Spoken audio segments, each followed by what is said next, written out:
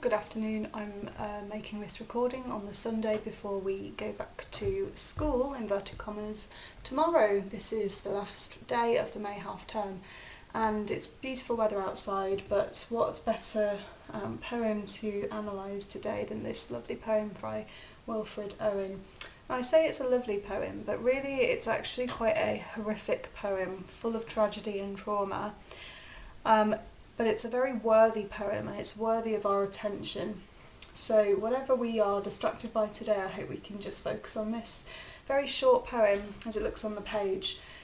So you get a whole page in your anthology for this poem, and on the surface it's quite a simple message. It has a very short format, but there's a lot to say about it. And Wilfred Owen was a very famous poet from the First World War.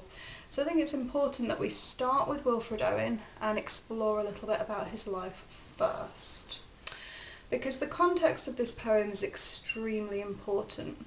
So Owen is writing this poem to have a basis for his anti-war opinions. Although he was a soldier in the First World War, he ended up not really supporting the war in terms of the philosophical elements of it. Although he was a dedicated soldier, he had a lot of anti-war opinions, but originally did not endorse this anti-war poetry. And that's the first thing to say. He thought that it was bringing down, the morale in the ranks, the fact that people were whispering anti-war messages. So he originally did not endorse anti-war opinion, okay, because he believed that it would bring down troop morale in their ranks. Okay, if your heart is not in it, you're less likely to fight for the cause, for the country. Those people who are really patriotic, perhaps they find it easier to get into a battle, into the mindset for a battle, because they're fighting for love of their country. So Wilfred Owen was kind of maybe a little bit scared by this idea that maybe war was not a good idea, not a noble quest. But he met another poet while he was in hospital. He met Siegfried Sassoon. I think that's how you spell it. Could be the other way around, those two letters. It's not a word I write every day. He met Siegfried Sassoon while he was in hospital being treated for shell shock.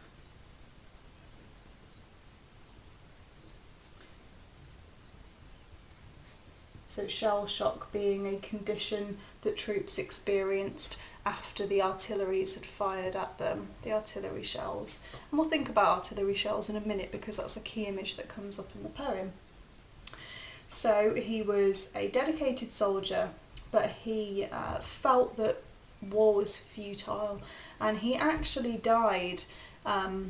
He actually died in action.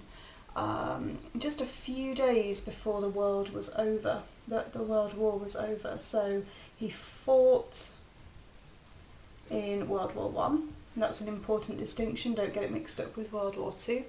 He fought in World War One, he died or was killed in action, fighting for his country and this date will surprise you, on the 4th of November 1918. So just a few days before Armistice Day, I believe I'm right in saying. So just a few days before the war was over. And he experienced all the trauma of trench warfare, how that the soldiers lived in the trenches.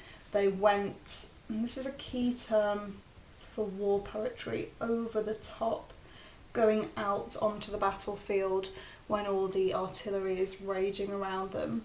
So he, engaged in hand-to-hand combat, as many of the soldiers would have in World War One, and he went over the top and he saw friends perish in the conflict. So he was affected greatly by the war, and he sort of has this opinion by this point in his life, but when he wrote this poem, of sort of the futility of war. He sees war as being a totally fruitless, pointless, the complete devoidness of the value of war, whereas there are poems that you can read that are sort of pro-war, glorifying war, glorifying conflict as being a sort of a proud and momentous experience to take part in. But this poem is written as a memorial. It's not for the people who are bravely honoured and decorated when they come home from war, although those people of course are brave and should be honoured. This poem is a memorial for those who never went home to their families, as the title would suggest, Anthem for Doomed Youth. So this poem is a memorial, and it's a very clever, intricate poem, so you'll forgive me if I go slowly through this poem and just kind of draw your attention to a few things as we go through. So if we go to the top here and you find a little part on your anthology that says conflict, we can start by thinking about the conflict that defines this poem. So firstly, of course, it deals with warfare, the soldier's experience. It's not thinking about just one soldier, but nor is it just taking a philosophical approach to war. It's talking about soldiers' experiences when they die. There are plenty of poems about that psychological moment where you're just about to go into battle, but this poem is sort of that moment where a soldier knows he's dying, and what is the right response to that. So that is the first little bit about trauma, the warfare, the conflict that's in there. There's also sort of maybe conflicted views. How should we honour dead soldiers? How should we respect them?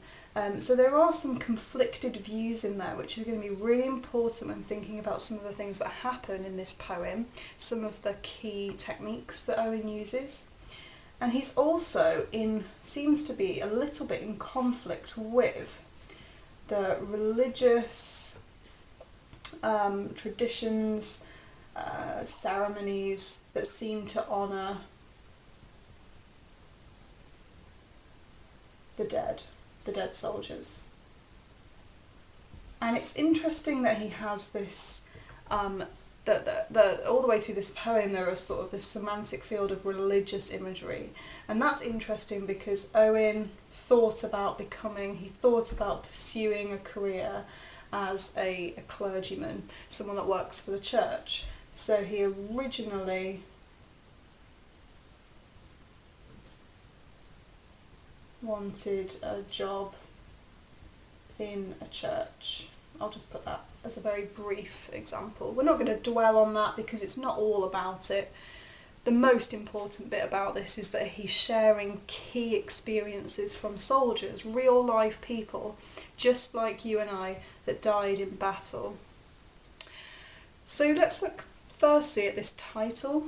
It's a very strange title that is kind of encapsulates the poem, because it starts off with something that seems to be positive, but then it ends with this kind of dramatically negative image.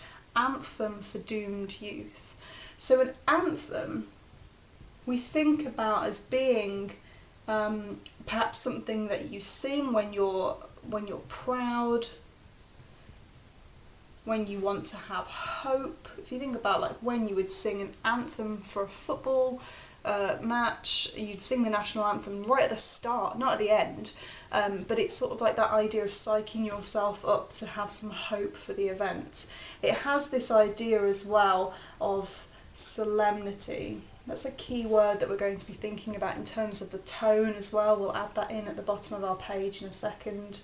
So we've got this idea of solemnity, respect, but it's also the sense that hope is used in this ironic way. Irony is a massive feature of this poem, and I hope you can see the anthem for doomed youth. This is talking about people who are yet to die. These are sort of these poor soldiers that are yet to die, but they are almost certainly going to die. I think that the death toll for World War One, all countries included, was something in the excess of 40 million people. Think about the impact that had on the country at the time and the whole world, in fact. So even though they're sort of young men, they are doomed to die, and yet we've got this anthem, this sense of hope, this sense of proudness for these people who are just queuing up to die, basically. So it's a strange title, but it really does encapsulate the whole narrative of this poem. I've added a little extra subheading here, and I haven't done this with any of my other poems, but I think it's really key to mention this critic and to mention just one quote from John Stallworthy, who was a poet himself and a literary critic as well, who lectured at Oxford University. Interesting character, still alive I believe, and he has a beautiful comment on this poem, and it really ties into this idea of it being some kind of song, because music and sounds, as highlighted by this title Anthem, are very important to this poem. And John Stallworthy says, and I want you to copy this out if you have space up here, he's talking about the poem, this poem Anthem for Doomed Youth, and he says it gives the musical movement of a poem. He says that there's music in this poem. It's not just to be read, it almost sounds like a song. And he also encapsulates it, and he gives his own metaphor here, which I think is really clever, as a dying fall. That the poem has some kind of fall to it, which symbolises the dying, the fallen dead, the dying soldier. Okay, so that's all I'm going to say in terms of, one more thing is just the form. Last thing here on background, and we'll get into reading the poem and outlining some of the vocab. The form is important, I think, and you've probably heard of Shakespearean sonnets. Well, this is a sonnet too, but it's called a Petrarchan sonnet. You can have a look at this man, Petrarch. He was an interesting character, centuries ago from Italy, I believe, and he wrote lots and lots of sonnets to a lady that he wanted to marry. And a Petrarchan sonnet is a 14-line poem. So there's 14 lines in a Petrarchan sonnet, just like a Shakespearean sonnet, but it's kind of split up into 8 and then 6. And we call the 8 the octave, and we call the 6 the sestet. And what makes a Petrarchan sonnet different from a Shakespearean sonnet? A few things, but one is that the sestet, the final 6 lines, are more flexible in terms of rhyme. And we'll find that here as we read this poem. The first 8 lines have got a really rigid rhyme scheme, and the last 8 just differ from that slightly. Okay, so we need to get into this poem. And I'm going to read it and just outline some of the strange vocab. What passing bells for those who die as cattle? Only the monstrous anger of the guns, only the stuttering rifle's rapid rattle can patter out their hasty orisons. No mockeries for them, no prayers nor bells, nor any voice of mourning save the shrill demented choirs of wailing shells, and bugles calling for them from sad shires. Let's go through this firstly. Passing bells are bells that are rung for the dead, out of respect. He's talking about cattle here to dehumanise the soldiers. They're just queuing up like cattle to die. Monstrous anger of the guns, stuttering rifles, rapid rattle, patter out their hasty horizons. Now this is the sort of prayer, perhaps, that they're saying as they die. They know they're about to die, they're about to pass into the next world, and they offer up these hasty prayers just before they pass away. But it's all kind of drowned out by the rifle's rapid rattle. No mockeries for them, no prayers, no bells, nor any voice of mourning save the shrill demented choirs of wailing shells. Word here just meaning mad, crazy, violent, angry, aggressive choirs of wailing shells. And so to have this idea of a demented choir is almost an oxymoron here. Shells meaning artillery shells. So again, the idea that the weapons are going off all around them. And bugles calling them from sad shires. So bugle would have been an instrument like a horn, and it was used to call up recruits. It was also used to kind of inspire and encourage soldiers to have a bit more to have some guts just as they were about to go over the top into battle. The bugle was calling, so it's really associated with, I'll just put associated with war.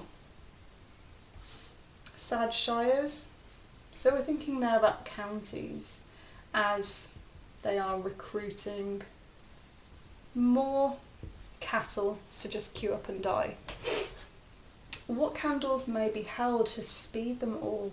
Not in the hands of boys, but in their eyes shall shine the holy glimmers of goodbyes. The pallor of girls' brows shall be their pall, their flowers the tenderness of patient minds, and each slow dusk a drawing down of blinds. Slightly shorter second stanza there, that's the sestet, that's the 6-line structure. But I think this word shall speed them all kind of refers to maybe God's speed, as they're passing into heaven. Maybe it's a sense of respect there as they're passing away. So the candles may be held to speed them, to respect them, to wish them a hasty passing into the next life. The holy glimmers of goodbyes, the pallor of girls' brows shall be their pall. Some interesting wordplay here. The pallor meaning whiteness, paleness. So their girlfriends, their wives or whatever who are at home, their brow is all white. They're kind of worried about what's happened to their husbands / boyfriends in war. And that's the only thing that's going to be their pall. A pall meaning a covering over a coffin. You've seen coffins of injured soldiers, dead soldiers, and they're covered, they're draped in a flag. But he's saying here they're not going to have that covering, they're not going to have that respect. The only thing that is going to cover them is going to be the whiteness of their girlfriends, wives, furrowed brows as they're kind of worried for them. Their flowers, the tenderness of patient minds. So again, the flowers is a metaphor here, because they're not going to have real flowers. They're all dying out in the field. No one's going to come for them and give them a funeral. There's far too many millions of people that have been dying to go and find them all. So the only flowers they'll have is just that people are thinking about them. And each slow dusk a drawing down of blinds. So this is referring to the grieving process of families who were sad when they heard the news that their loved one had died. They draw down the blinds and they can grieve in private, I suppose. But it could also it could be a metaphor for the eyelids closing in death. Perhaps. Okay, but that's the historical allusion just down there. That is what happened to grieving families. Okay, so this is just the kind of the story of the poem, and it's very much divided into the two separate sections here that we've defined up there. The sestet, the octave first, and the sestet afterwards. What's happening in this first octave then? Well, if we had to kind of describe what was happening here in this octave, I'm going to use my yellow colour because this is a structural feature. We would say it's sort of like this question, answer structure. What passing bells for those who die as cattle? So who's going to ring the bell? Well, the only thing that's going to sound when these people die is the monstrous anger of the guns, the stuttering rifles. There's going to be no bells for them, only a choir. Okay, that sounds good, but actually it's a shrill, demented choir of the artillery shells that are falling all around them.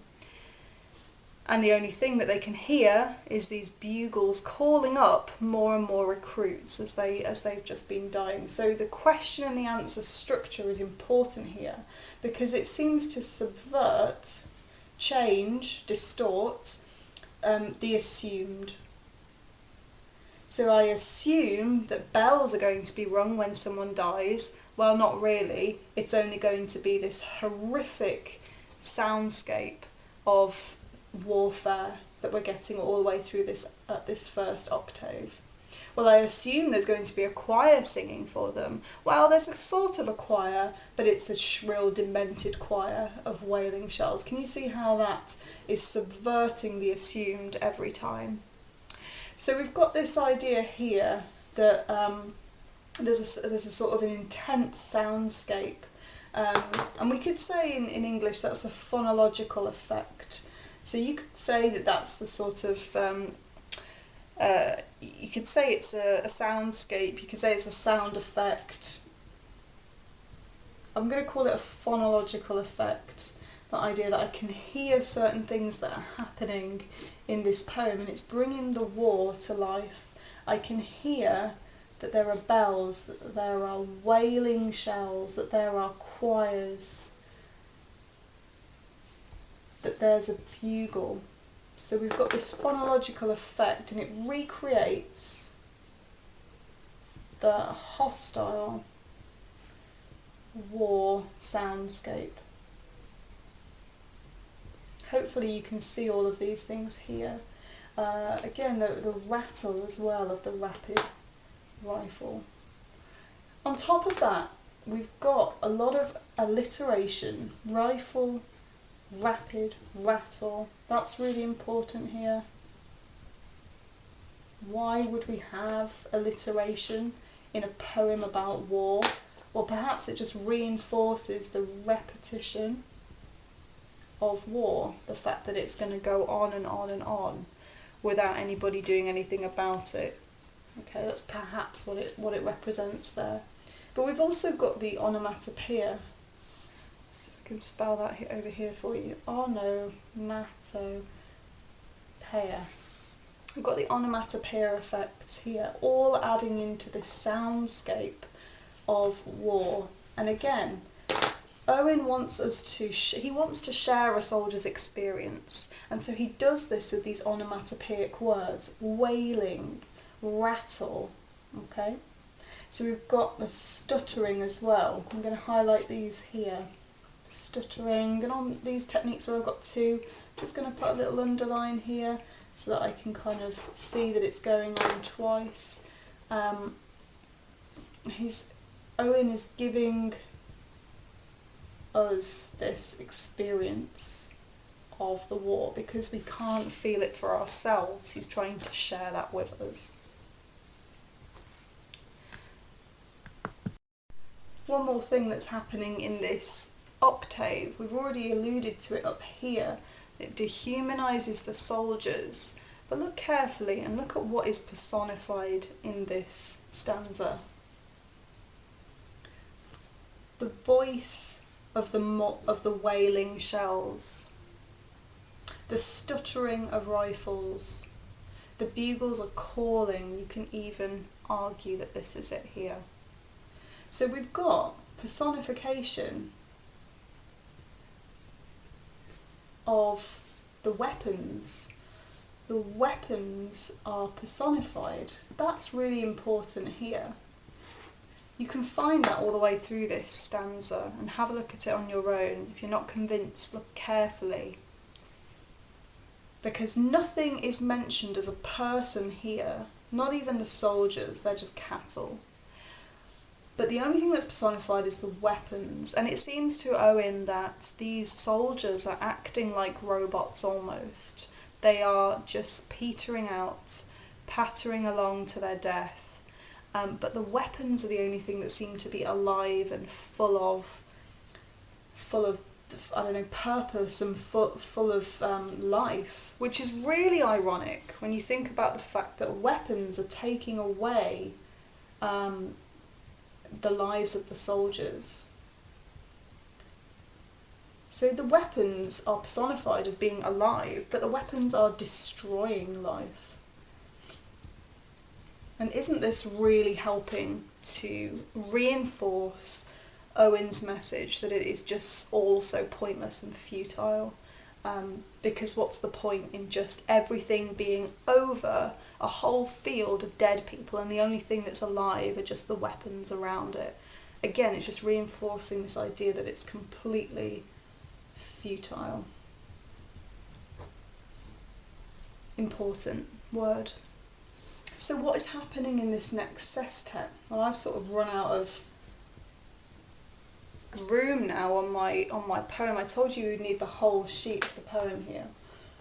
What is happening in this next sestet? Well, it seems to me that as we've got this phonological effect, having this extreme soundscape of hostile war, in the sestet we've sort of passed the battlefield and we've sort of passed hundreds of miles back home, and now we're thinking about how people respond to their loved ones dying. Okay, so the sestet, more than that, it still has this question answer structure, as you can see in this front, this rhetorical question here that repeats the both stanzas. What candles may be held to speed them all the dead? How are you going to show respect back home? So it still has this question answer structure, but we've got more like a visual landscape now about how people are responding. So it's visual imagery rather than sounding imagery here. So firstly, we've got this image of the candle. What candles? Well, they're not going to be held. Again, it's this subversion.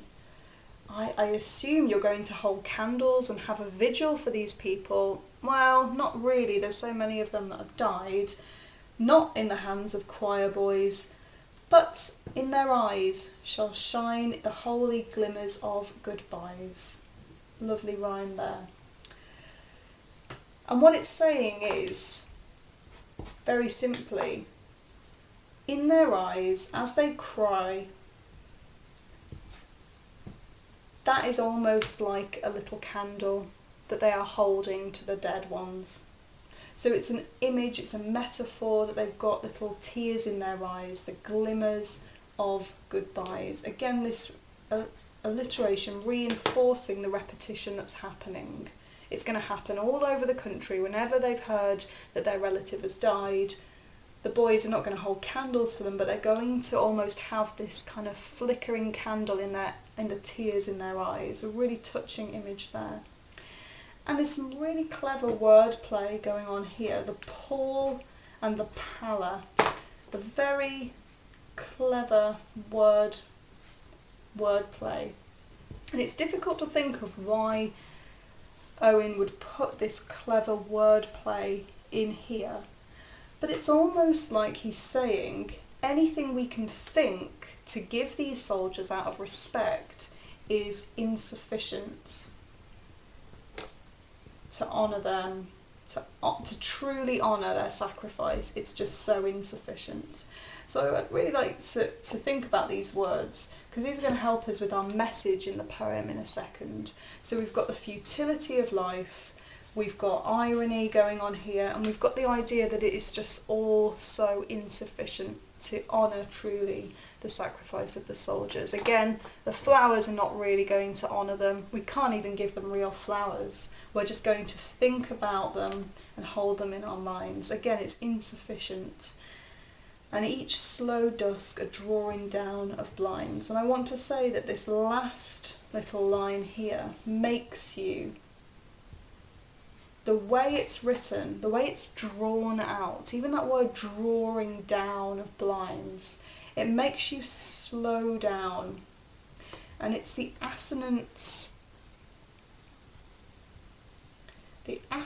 which is the repetition of the vowel sound there. Each slow dusk a drawing down of blinds. The assonance that's all the way through that final line makes you slow down. And again, that's going to have that tone of respect, solemnity, helping you to focus on these dead soldiers.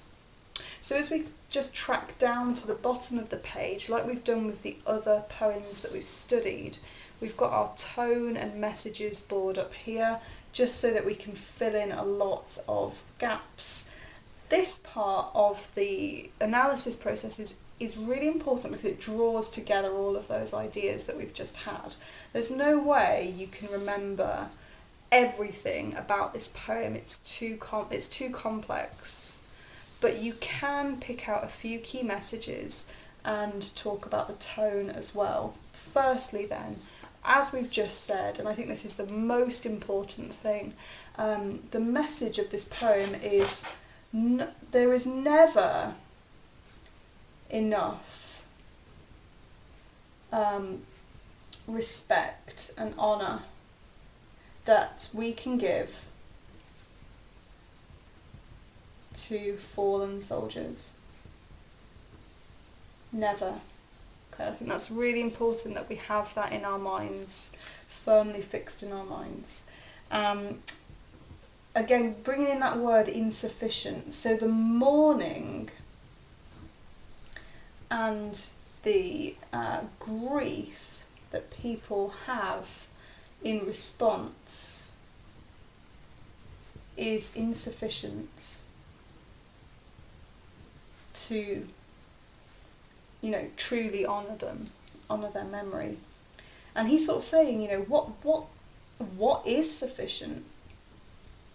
Is there anything sufficient to truly honour this sacrifice of lost lives?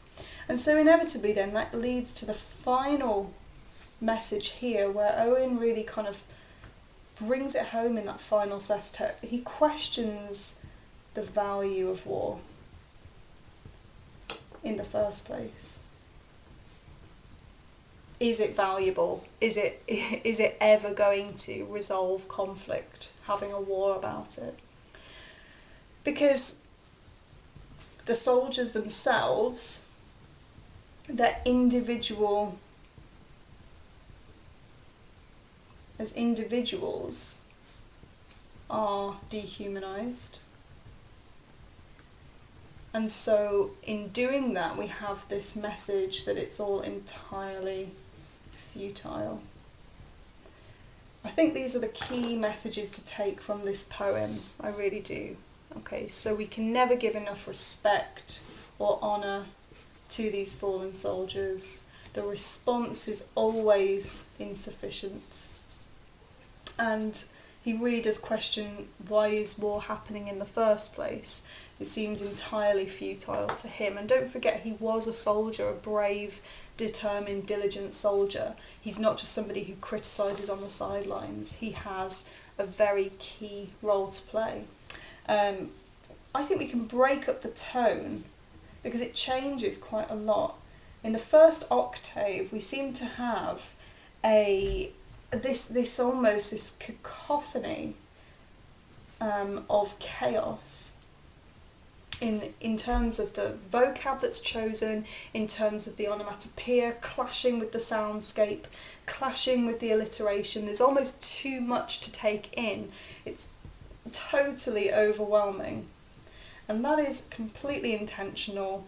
He's trying to give you an experience of the war in the best way he can in a 14-line poem. I think it's really successful and effective, especially in that first octave. There's also definitely this bitterness and maybe frustration that he feels, the fact that you cannot even see these people, they're fighting far away, and yet what they're giving is themselves, and they can never be honoured for that. And we've also got this passion as well, knowing that he was a soldier himself. In the sestet, the final stanza, the smaller stanza, it's a much more sombre tone. It's almost like he's contemplative, of the response that people have when they're grieving, and there's a reverence as well in this. But overall, we're going to bring that word futile back in again. It's all futile. There's nothing that is going to make him feel that war is full of value or glory.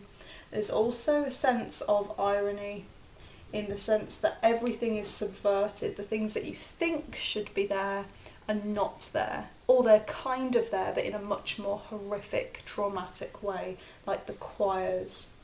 And there's an obvious sense of horror that he's trying to paint as well in this poem. I think if I had to pick out a couple of lines to learn from this poem, it might be the shrill, demented choir of wailing shells.